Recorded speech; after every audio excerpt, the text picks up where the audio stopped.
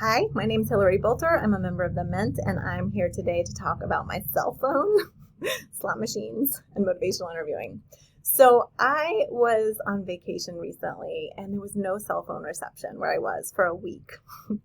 And I put down my phone like I have not in a very long time. And just before this vacation, I watched the Netflix documentary called The Social Dilemma.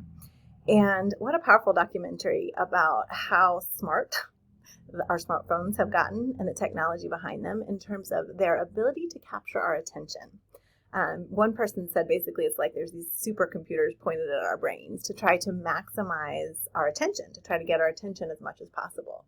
And they talked about in the movie the concept of intermittent positive reinforcement, which is exactly what is happening on this phone.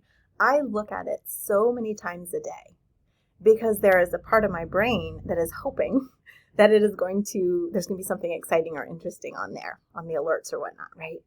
And they talk about the slot machines, right? Like you're pulling the slot machine trying to get the 7/7s or the cherries or whatever it is to win. And we just go and go and go and go, thinking if I just go a little bit more, I got so close this time, try again, go. And then, I win. I got to keep going. Maybe I can win again.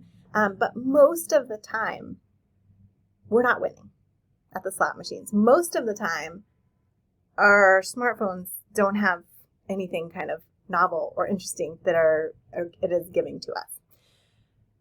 So how this relates to motivational interviewing is this. I think about the writing reflex, our tendency to want to jump in there and fix, tell people what to do, persuade them to change. I think about our tendency to think that confrontation or kind of getting people to see the truth is what is going to help them change. And what is an operation there with the writing reflex and confrontation is intermittent positive reinforcement. Sometimes it works. And we remember those times it works, just like we remember the times we win on the slot machine or the really important thing that just came through. Of course, I need to check my phone a lot because sometimes something really important comes through, right? Sometimes it works, and our brain latches onto that and keeps us going back for more. And so this process of learning motivational interviewing, integrating the spirit into practice, integrating the skills into practice, is hard to go against what our brains think might work sometimes. Confrontation, fixing it for them, telling people what to do, giving advice, right? Persuading.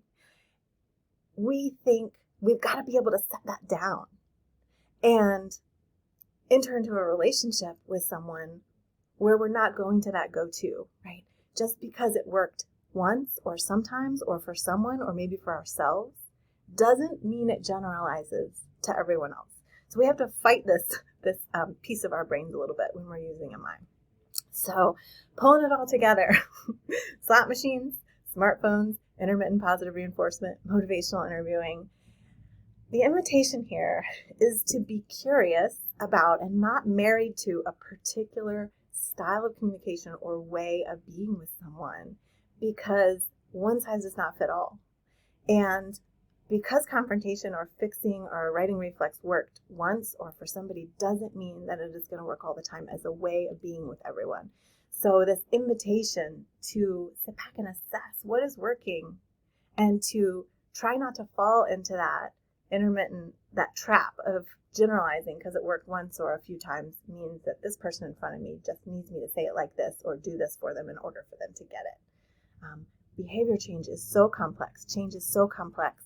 And our job is to be in it with our clients, to recognize there's expertise that lies with them and with us. And together, there's not a one size fits all. We're going to figure it out.